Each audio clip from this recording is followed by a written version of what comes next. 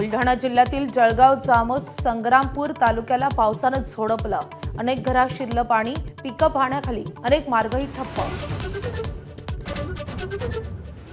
अमरावतीच्या नांदगाव खंडेश्वर तालुक्यात ढगफुटी सदृश्य पाऊस, शेती खरडून निघाली। घरांमध्ये नदी नाल्याचं पाणी शिरलं तर अकोली रेल्वे अंडरपासमध्ये 4 फूट पाणी। विदर्भात पावसाचा धुमाकूळ।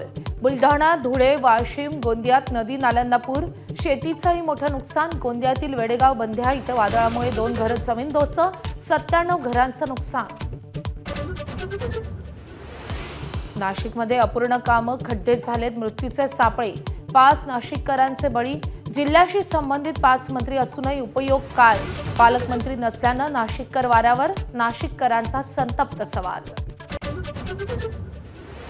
राज्यातील रखडलेल्या झडपीच्या निवडणुका डिसेंबरमध्ये होण्याची शक्यता।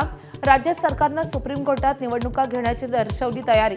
50%च्या मर्यादेत राहून निवडणुका होण्याची शक्यता। एबीपी माझा, उघडा डोळे बघा नीट।